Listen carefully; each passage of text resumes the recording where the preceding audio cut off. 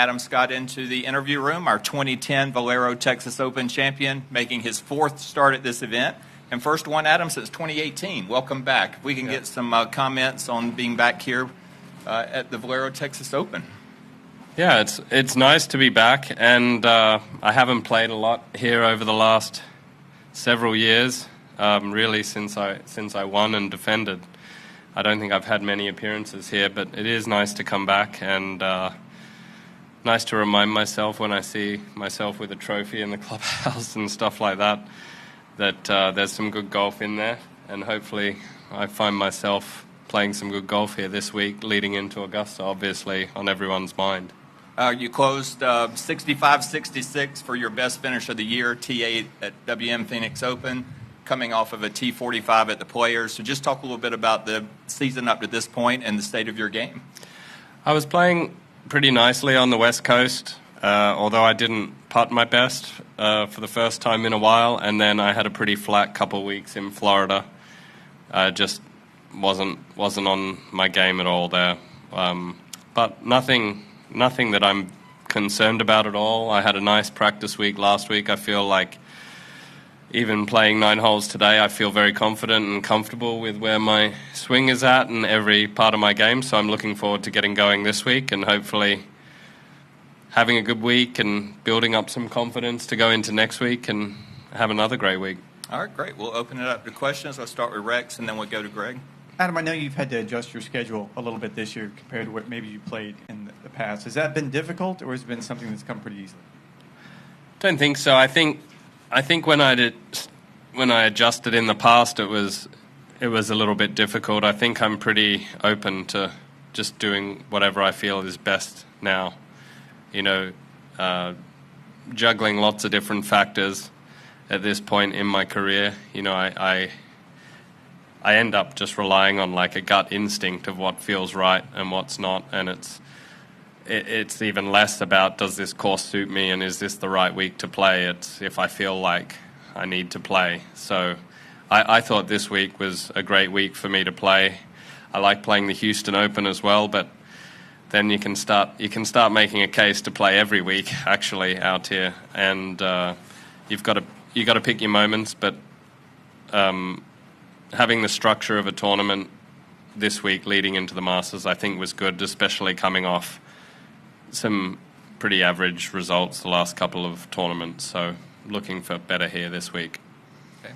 Yep. Let's go to Greg. Do you think there's a different mindset with guys who are in the position you're in, tuning up for the Masters, versus guys who don't have that opportunity on the calendar for next week?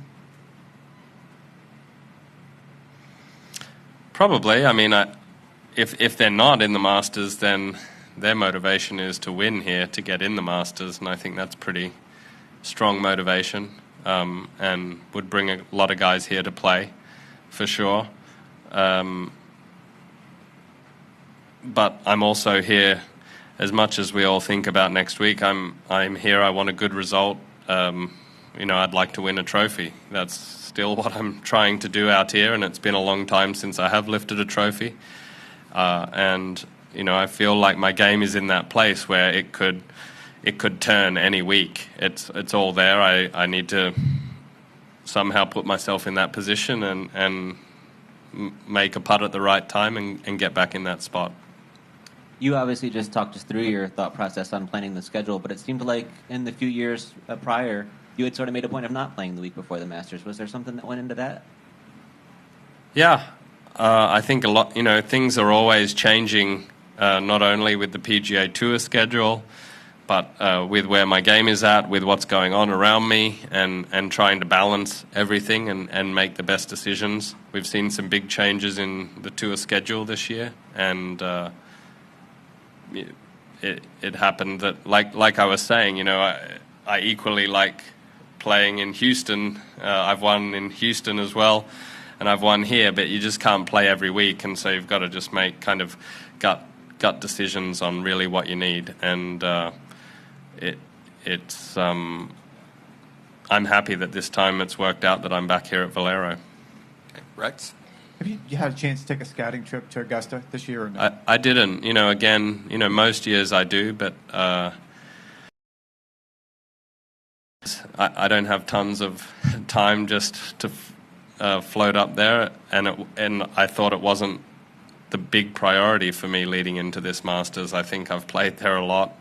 I know they changed the second, and I know they've relayed a couple greens, but I think I can go in there at this point feeling pretty comfortable and should be confident that I know the golf course well enough on a couple practice rounds Tuesday and Wednesday. And my guess is you haven't seen this. It's a little bit off base, but Anthony Kim kind of did an extended interview with David Faraday this week, just talking about the last 12 years, all the questions we wanted to ask. You were, I don't want to say a contemporary, but you played on tour with him. Can you even empathize what it must be like to walk away from the game for 12 years and then come back? Yeah, I think it must be nice to be able to come back, honestly.